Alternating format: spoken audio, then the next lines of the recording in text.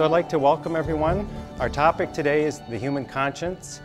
One of the things that has emerged for us over the 10 years of study of the impact that contact with injustice has in the evolution of conscience has been that we've started to think about conscience in a more systematic way. We've learned so much from the subjects of our film and from the audiences when we've held screenings. And basically, we've just come to believe that this phenomenon of conscience is one of the keys to saving our planet.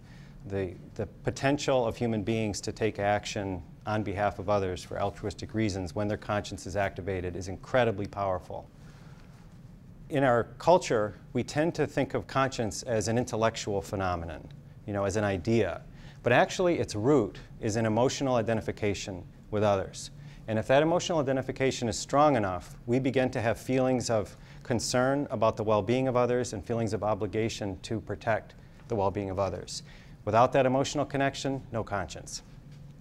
And the path of conscience is something that I'm sure many people in this room are familiar with. It's a conscious commitment to align one's life with one's values. And I think another very important component of it is the willingness to make the sacrifices necessary to maintain that alignment. It is not easy, as we all know. So we've identified what we call a 10-step cycle of moral development. And I'm going to go through these very quickly because what I really want to communicate is a picture in your mind of a wheel that has 10 spokes or 10 segments. And the idea is that to go through one complete cycle of moral development, a person advances through all these 10 steps. Sometimes it happens very quickly, or sometimes a person can get caught up in one step and be there for 10 years or a very long time. And it's a way of thinking about it. And the idea is that at each of these stages, there is a question, a dilemma that one faces. And I'll sort of go into that. So the first step, consensus consciousness, is the herd consciousness. What we think, what we feel, what we do is highly conditioned by what those around us are doing. And the question at this stage is just, am I willing to wake up and step away, step out of line, or am I going to pull back in to line? And in the turbulent, troubled times that we're living in, there is a strong desire or a strong drive to pull into the collective and find safety there. It's in our biology. It's very deep. There's a psychologist, Charles Tart, who researched this, and basically he said that we are each other's hypnotists. That when a person starts to wake up out of that group consciousness and move in a new direction, there's always helpful people that will step forward to get out the little watch and go back to sleep. And you really, when you're making a shift yourself, you often experience this active process of people trying to bring you back in, don't step out there. And it's a powerful phenomenon. So the second step is acknowledging the validity of the issue. So you become aware that there's an issue out there. Could be anything. Could be sweatshop clothing, animal issues, exploitation of indigenous peoples, whatever it is. And it first impinges on your consciousness, and there's a decision internally.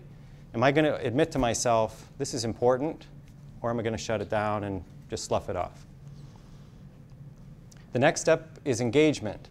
And that's, will I actively seek the facts, or will I just passively absorb? If information comes to me, I'll take it in. Like in my own journey with regard to animal consciousness, when I was in college, I became a vegetarian for ethical reasons because of a 5-minute conversation with someone. And I just hung out at that location for about 10 years or more. I really didn't advance. I didn't seek out information, and really not much came my way, so I just stayed there, and I didn't really learn what was happening. But once one does engage, and once one does start to actively take in information, the miracle happens, the miracle of awakening conscience. The moment when that emotional identification begins to happen with these others who are in some kind of difficulty or under some kind of oppression, and the conscience begins to come alive. And again, there's very much a choice. And we definitely have the ability to say, la, la, la, la, la, we don't want to hear it. I'm not going to allow that voice to rise up. Or will I listen to that voice and let it take me on a journey? The step of empowerment then becomes, will I seek a means of acting on my conscience? Will I just have this feeling of obligation or concern? It might even turn into guilt if one doesn't act upon it. And there's a kind of paralysis that occurs because we doubt our ability to be efficacious, to make a difference. So we can stay there. Then comes the step of action. And again, a crucial choice on the journey of conscience. Will my actions be governed by my principles, or will I travel down a path where the short-term outcomes, ends justifies the means, becomes my way of making a difference? And the idea of these questions and this dilemma is that if one makes the choice of conscience at each of these stages, it's like a rocket ship. You just gain momentum. You gain insight, you gain connection to the issue, and your moral development can happen at an incredibly fast pace. But our human situation is that change is difficult. Each of these stages presents stress. So there's that possibility to do what I did and hang out at a question for 10 years and just roll it over in your mind and really think about it. And when it comes to action, things start to get a little more complicated and more difficult. The world is very complicated. Social justice issues are very deep and difficult to grapple with. So what happens is anyone who takes a social justice issue seriously, who begins to really seriously work for change, begins to experience moral conflict and moral confusion because the world is so big, we are so small, there's so much to learn, and you can't figure it all out in the moment. So that begins to complicate matters. And when moral conflict arises, again, a choice. Will I do the hard work of maintaining that integration between my values and my actions, or will I start to compartmentalize? Look around the world. What creates the world we have? A deep root cause of it is that most human beings have one set of ethics for their family, one set of ethics for people that have the same ethnicity. We break our ethics into 1,000 shards, and our integration breaks, and we become ineffective, disoriented, and our lives start to become, again, more like a herd existence. It's not a conscious life. So this is a critical moment in the journey. Now we come to the topic that I want to spend the most time on, which is disillusionment. For the last few weeks, I've been talking to some long-term, highly committed activists around the country, and what I'm finding is some people who are tremendously capable are experiencing profound disillusionment right now. Well, there's a lot of people very concerned and upset about the direction animal advocacy has taken in our country, and the power of that disillusionment to take really terrific people out of the box, just knock people out of the box, sometimes for good, sometimes for a long time, it's profound.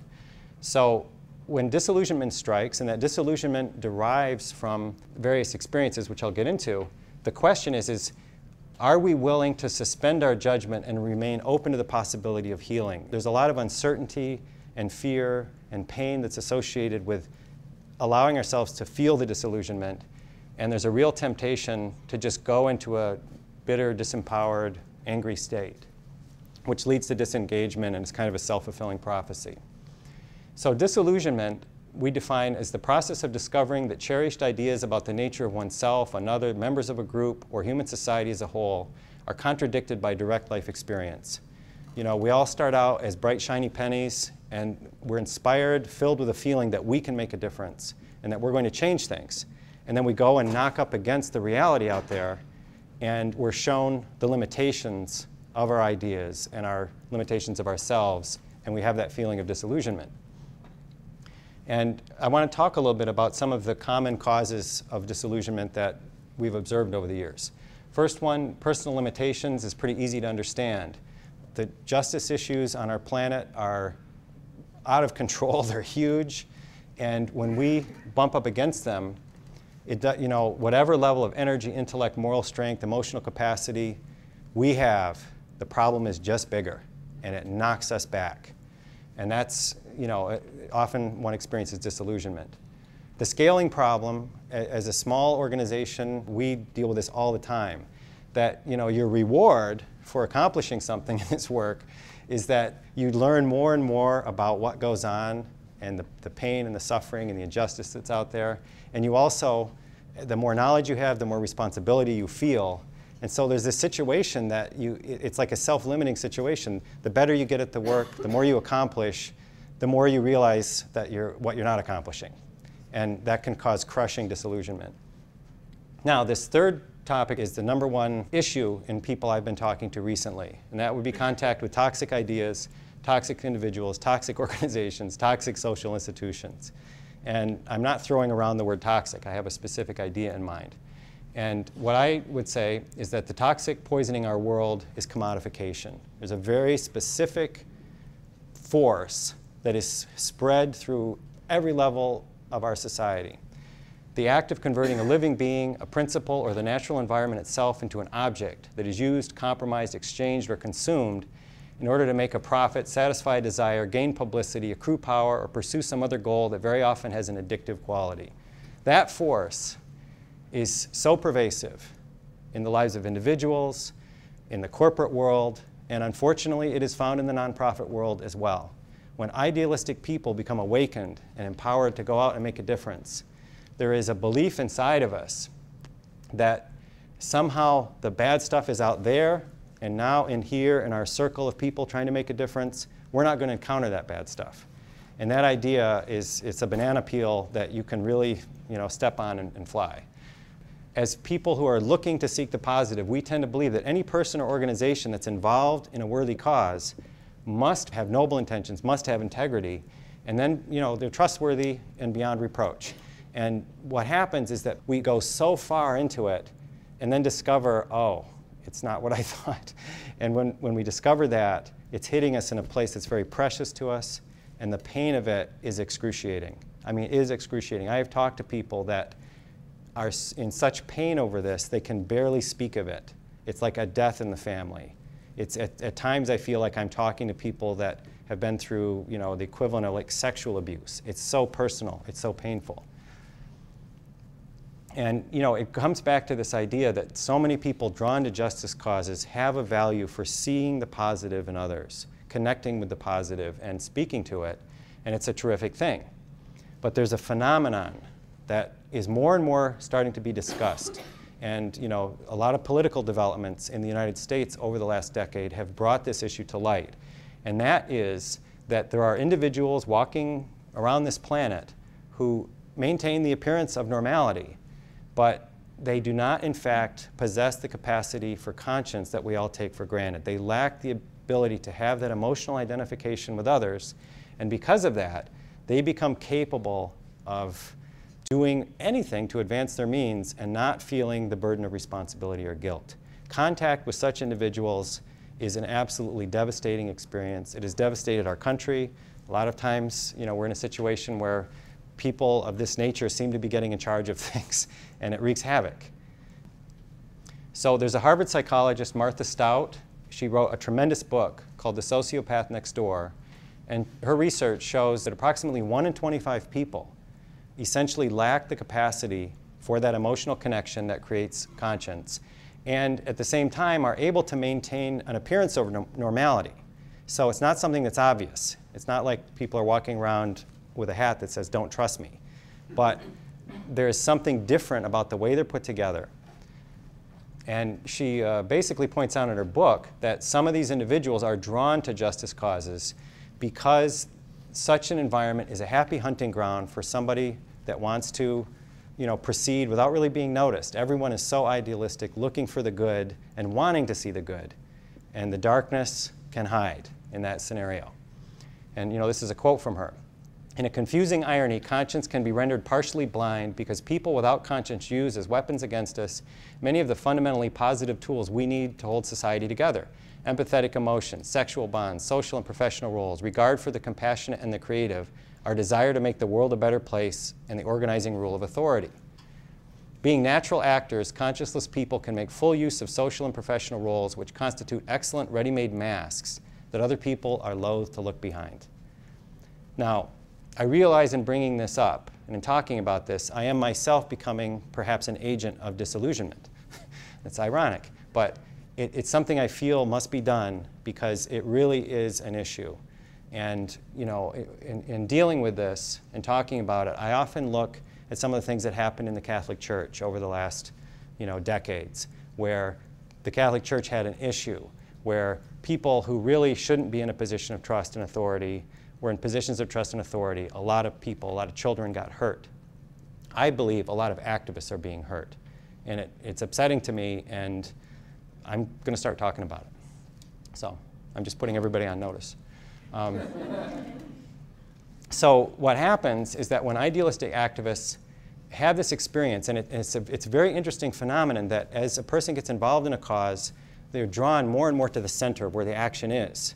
And there's so much darkness and there's so much light at that point, because the best in humanity and the worst of humanity are colliding. And it is just overwhelming. I've just talked to so many people who have been overwhelmed and damaged by discovering that people or organizations who they saw as role models, who they saw as trusted figures who were going to inspire them, were actually undermining or commodifying the cause or activists or even those the cause is supposed to serve. It's very powerful. And probably many of you have seen a documentary called The Corporation. And in The Corporation, they make very clear that the corporate structure which dominates our society has a little problem, which is that corporations, if you really looked at them as individuals, could be acting like psychopaths or sociopaths. As an institution, they don't have a particularly strong conscience. And unfortunately, nonprofit corporations can have the same qualities. It's just a fact. So when individuals who have this moral awakening contact this energy, there's this extraordinary disillusionment. And what I've come to realize through my own encounters and experience of this is that I've come to believe that it's a rite of passage. It's inevitable. If in your heart you want to change this world for the better and you want to address injustice, that journey is going to take you into direct contact with the roots of it. You are going to experience the darkness. If you care about animals, it's something I've said before, that the animals are shrouded in darkness. To help them, to reach out to them, we must enter the darkness. And this is one aspect of the darkness that we have to face, that there is this phenomenon that's wreaking a lot of havoc that is hidden, and it's disturbing. So this cause of disillusionment, or any of the others I've mentioned, it creates a complex inner struggle leading to the 9th step, a period of retreat. And I've observed this over and over in the lives of people I'm close to and others I've talked to. It is almost literally like being knocked back. And there's a time of inner reflection. And the question is, are you going to give yourself time to absorb this powerful truth and gain the benefit of the wisdom it's going to give you? Or is there going to be a period of addiction because the pain is excruciating? It is really hard to stay present. And then the 10th step is integration and renewal. And that is a very exciting process, which is in the aftermath of really encountering something that overwhelms you and gives you great pain, finding that it also cleared away a lot of attachments. It also pulled away a lot of cobwebs, pulled aside a lot of veils, and there's a new vision of how to be more effective and a new understanding of what's actually causing the problem and how to change it. And this is such a moment. It's very hard work, but if one makes the choice, it can be revolutionary. And what I've come to believe is that our spirits, just like our bodies, have an innate healing mechanism, and that we are up to the job. We can handle this. And if we open ourselves to the journey, we can emerge from these very difficult experiences with new strength and new insight. So these are just some observations about what can help and what I've observed happens in people's lives. Internal study, the retreat period, sifting through the community. Very often one discovers that certain relationships aren't helpful and that one has kind of moved beyond a certain level of interacting, and sometimes you have to let go. And there are also relationships that have this tremendous potential that need engagement and support. It's very important to have community. The number one cause of not successfully navigating disillusionment is isolation.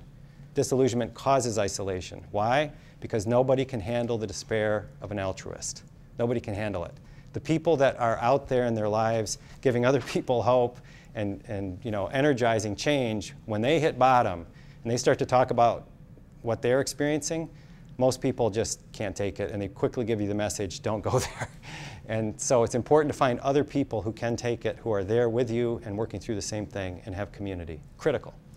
Search for new role models. The new issue calls for a reinvigoration of one's understanding of what's possible. And I have to say I've been through this cycle a few too many times, but the thing that has always pulled me back is a handful of people in my life that I've been able to go to who have been there, who are way ahead of me, and I can talk to them and learn about their life, and also the study of history. People have been on this journey since time began, and reading historical accounts of the lives of great moral leaders is the best medicine I know. Clean up one's act. Destructive habits and addictions have got to go, and they have to be replaced with healthier practices. The same thing with really recognizing that value contradictions become increasingly poisonous for people that are on this journey and moving forward. And the more advanced you get in your development, the more destructive the contradictions become, the more one must focus on resolving them. Another critical step, number 7, neutralize the poisons of self-pity, bitterness, anger, and hatred. It truly is poison. And the disillusionment can result in hatred toward what one considers to be the cause of it. Could be individuals, organizations, humanity, however you identify the cause. And naturally, feelings of anger and hatred and bitterness arise. If we don't learn how to control those, neutralize them, and overcome them with deeper wisdom, they can poison a person. And I suspect we all know people that have been overcome by those feelings. And people use different words to describe it. Jadedness is probably a word I would use. So after that comes the opportunity to develop a deeper understanding of yourself, your values, and your mission in life, and to forge that vision and actualize it. And if you study the lives of people who have really made a huge difference in this world, it's amazing to see how consistent the pattern is. There's very few people who had a big revelation, went out and just implemented it for the rest of their lives, and everything was great. It hardly ever happens. I don't know if it ever is. So it's part of our human experience to go through this cycle. So I've just taken you through this wheel that represents the process of moral development. Now comes the kind of exciting part, which is getting into what I call the big journey and the revolutions of that wheel. And I think this is a very helpful concept for people that are working for change in our world. So the beginning is the same thing as the first turn of the wheel, consensus consciousness. And the leading characteristic of that stage of a person's moral development is conformity. It's where most people start out in this life, and we get a lot of encouragement. The wheel turns once, and we can arrive at something that I would call passive nonviolence. And it's that moment when a person has a great enough degree of conscience that it becomes no longer acceptable to participate in the harm or the exploitation of others.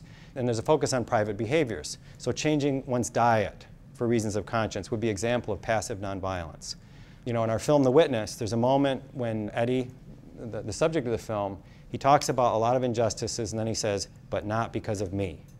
And it's a huge step to actually change one's life. I mean, it's like the difference between being in consensus consciousness and conformity. If the whole journey was this much, half of it is just doing one thing and being serious about it. Once that begins, the progress is really amazing. Okay, the wheel turns again. And think about becoming an activist. Okay, I'm not participating myself, but I realize that I have information that a lot of people don't have. I realize that the pain and the injustice and the suffering is huge, and I need to go out and try to awaken people and change my society. So again, this is a massive change, and it's this feeling of I cannot stand by and do nothing. I must act. It becomes a moral obligation. And what's amazing about this stage in our movement right now is that there are so many people who have reached this stage, and they've come to that 8th step of disillusionment, that after making the commitment of saying, I'm going to roll up my sleeves and go take on this impossible issue and try to work for change, they discover that the problem that I thought was out there is also in here. And in here is not just the circle of people working for change, it's also in here. That's disillusioning. We discover that the ills of our society are encoded in our habits and values and mental models. And so the struggle becomes to sort of address that disillusionment. A lot of great people fall by the wayside because they can't conquer the disillusionment that comes to an activist. And I know there's a lot of really experienced activists in this room, and I know that every single person here knows what I'm talking about. It's so deep and so difficult, and we've all struggled with just succumbing to it, and we've also watched great people succumb to it. So the next turn of this wheel I call visionary leadership. What happens as one processes the disillusionment of being an activist is that one starts to understand that separating the goal from the means of achieving the goal is not a workable way to make change happen in the world. That we must unify our path to the goal with the goal itself. It's the same. And once that understanding begins to crystallize, there becomes a focus on safeguarding the integrity of the process. You know, it becomes an inside job. The first thing I have to do is safeguard my own integrity. And then if you are part of a group, helping the group maintain the integrity of the process, because that's what's gone wrong with the world, is the commodification, that we use everything as a means to an end. We don't think about what it does to the individual. We don't think about what it does to the system as a whole or to the community. We don't think about what it does to the future. If I pay attention to that and my process looks like the world I want to live in, then I have confidence that every step I take is helping. We're being sold on this idea that handing our power over to large organizations and following the dictates of charismatic leaders is the way to make change happen. And how do we know change is happening? Because they tell us that it's happening. I don't think that's the way to work for change. I think the way to work for change is a way so that you know when you're doing what you're doing. You're seeing the change happening, and you can maintain the quality control because you're the agent of change and you're implementing your values. You're not following orders from above. That's the old way. That's the pyramid. You know, the circle is what's coming. And I think investing in the pyramid and identifying with brands and large organizations and handing our power over into that structure that has basically destroyed the planet, I think is a waste of time. Now, spiritual transcendence could be considered the fifth stage of moral development. People who have come to embody the principles of the cause in all areas of their life, people like Gandhi and other people not so famous, one of the remarkable characteristics of such individuals is that they attend now not only to their actions, but also to their mental world. And they have tremendous mental discipline. So for them to think ill of another, to think violently toward another, is not that different than acting violently. So it's a tremendous level of consistency. And such individuals have this creativity. They reinvent the tradition. They reinterpret the principles of it. And they have this capacity to take individual actions that are just amazing, that inspire other people, and that can change the course of history. That's our potential. And it's really interesting that many people who seem to have attained that level of moral development, when they talk about themselves, they don't think of themselves as being different fundamentally from other people. Their journey and their discovery has been that we have this capacity, and in a sense, it's like do the work, and amazing things will happen. So there's the process of each stage of moral development, and it's like a spiral going through greater and greater integration, greater and greater empowerment, greater and greater vision. And it can be seen as a useful roadmap for self-diagnosis or for helping each other to understand where are we stuck. And as I said before, my observation is that at this period of time, a lot of us are stuck with disillusionment. We're stuck at that stage, struggling because the things that are happening in the world, the things that are happening in our movement, in our own lives, are very difficult to accept and integrate. And we have to support each other in absorbing that experience and distilling the wisdom of it. We're at a time of huge crisis. It's also a time of tremendous potential for evolution. And that's sort of what I see when I look at the world, is that the bad stuff is getting badder. But the good stuff is getting gooder. And there's more people than ever before who are engaged and understanding the larger picture. And that's what it takes to advance on this path.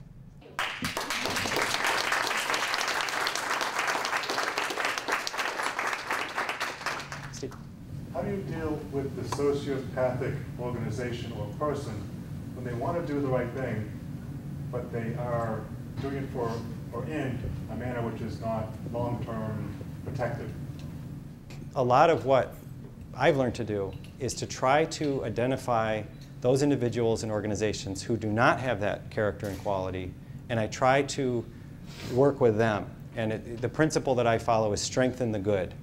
And a lot of what I've learned about animal advocacy is some of the greatest advocates and some of the organizations that have the greatest integrity are the ones that invest the least time in presenting themselves. They're the least kind of showy about what they do. They're just out there doing the work. And I think it's really important to investigate and have contact with those that are involved in different organizations. And when you find one, and there are organizations that are tremendous and people that have incredible integrity, plug your energy in there and strengthen them. And deal with this other issue, this other force as needed. But I think that it's a mistake to make one's life about fighting against, it doesn't work, the sociopathic energy does not respond very well to direct opposition. It's sort of what it specializes in, and it tends to boomerang energy back on those that would confront it.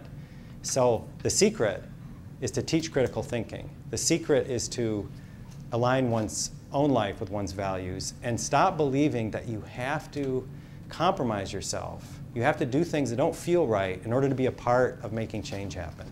I just disagree with that. I don't believe it's true.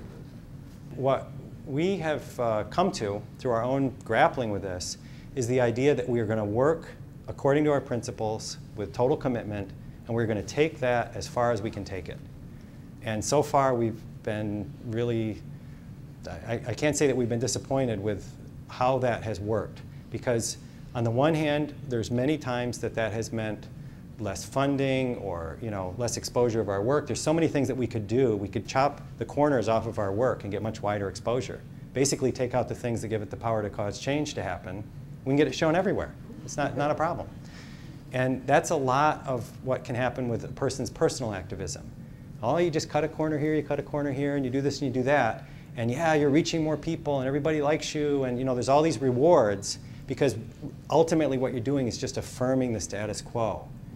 Challenging the injustice of killing 50 billion animals, for example, I mean, the momentum behind that is so huge. And when you step out in front of that stream and say, no, if you're not feeling the wind, you're not standing, you're not doing it. So it's going to be difficult, it's going to be turbulent, and it always has been. If you read the stories of the movement to abolish slavery, or the women's movement, or the civil rights movement, it is heavy duty. When a person actually says, no, not on my watch. It's helpful for activists to understand historically, like the anatomy of a social movement, and to understand that there's dynamic change and there may be a tipping point, and so that can give hope. One of the things that the agents of disillusionment are constantly harping upon in today's animal advocacy movement is change will never happen in our lifetime, and there's only so much you can expect, and people are, even very negative views of people are stupid, people are apathetic, and we have to use these cynical tactics. But as you are pointing out, that if you go back and you look at history and you asked people, like if you talked to an African American in 1955 and you said, well, do you think in 10 years you're going to have National Guard protecting you as you go to vote? They just would have laughed. They wouldn't have believed that could be possible, or that in 2000 and whatever, there would be an African American as president. That would be like crazy talk. Okay, it just wouldn't have seemed possible. And I had a personal experience of this in 1989. I visited a friend in communist Czechoslovakia. Brilliant man who was a journalist, really understood his culture, really had a very strong knowledge of history. We talked about the situation there. I experienced the world of communism, the guards with the submachine guns at all the checkpoints, and the whole feeling, and it was dark. You really could feel it. And we walked to the big square in Prague, and he said, I look at how bad it is in Romania. It is so bad there. They have fallen so far, and still they take it. And we have so far even to reach that level. He said, maybe in 50 or 100 years, this is going to change. 1 year later, there was 1 million people in that square, and the wall came down. And I have never forgotten that. It's just what you said, that it's not for us to know when it's going to happen, but if people like us don't do our work, we can be confident it won't happen. That's what makes it happen. When I was there, there were people that, in 1989, there was a man going around in that square, and he left a little square of paper, on a bench and kind of scurried away. And I picked it up and I said, what is it? And I think it was called Charter 77. And it was this group of dissidents who were like putting out like 8.5 by 11 pieces of paper. They were that afraid that that was like a huge act of rebellion.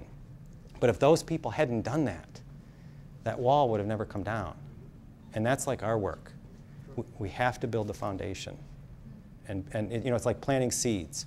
You know, I've become a you know, amateur gardener. My veganic potato plants are like 6 feet high now, which I have like a lot too much pride over that. But I've succeeded in growing potato plants, but I don't even know if there's any potatoes. But the thing about gardening that you really see is that what grows has the character of what you plant. You know, and to plant, you know, a squash and expect a tomato to grow is not particularly rational. And if you plant cynicism or manipulation or hocus pocus or half-truths, well, that's what's going to grow. We've had the advantage of taking our films all over the country and presenting them to all kinds of audiences. People have never thought ever about animal issues. And we find that there's incredible engagement. So the idea is that if we just go for the people that have a little bit of draw toward this, that have that openness, and all we do is work with them, it's huge. It's vast. It's untapped possibility. And this idea that we have to water everything down so that, you know, 99% of the people will accept it and engage with it, I think is a terrible mistake. Because there are so many people who consciously want to live their values. They just don't know. They have never thought about it. And if all we do is reach all of those people and help them understand this issue, that could transform the world in itself.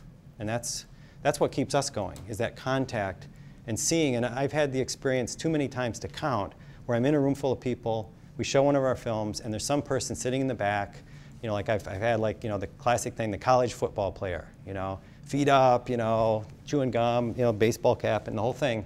And they're watching the film, and, you know, inside my mind, I'm like, well, there's somebody who's not going to go anywhere and who's just kind of laughing at this. And inevitably, that's the person who, like, strides up with a tear in their eye after the film and, like, shakes my hand and says, thank you. You know, that really affected me. And it's really taught me to be open to that potential. And that, I think, is the other message that I really want to leave you with, is that facing these very difficult topics, such as organizational corruption or sociopathy, is not about lowering our expectations of human potential. We have to be really disciplined realists about what is going on in the world, but that means being realistic about the upside as well. And the upside is tremendous. And when we have the opportunity to personally experience it, it provides this power to keep going. And it's a wonderful experience to give yourself, to do work that has the capacity to speak to the best in people and watch that take life. The reason I want to show this, a scene from our first film, is that it basically is a very interesting depiction of the moment of awakening conscience. And probably many people here have seen it, but maybe in light of what we've just been talking about, it will mean something different. You can see what happens. You understand too.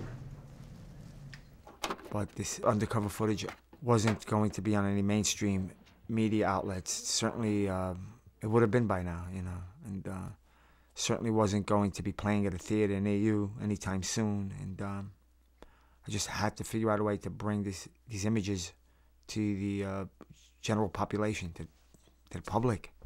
And it struck me that maybe I have to build something mobile, you know, and bring it to the street.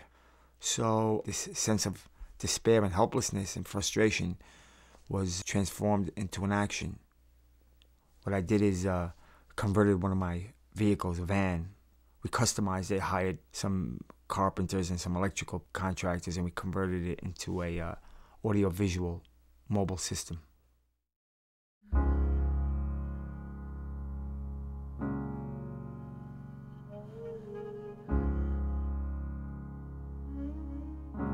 Spend all your time waiting for that second chance, for a break that would make it okay.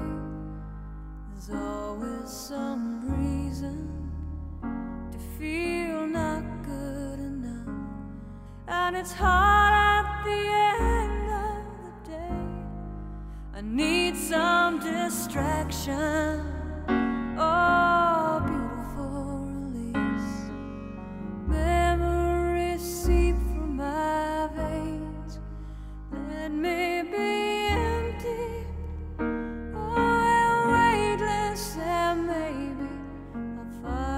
find some peace tonight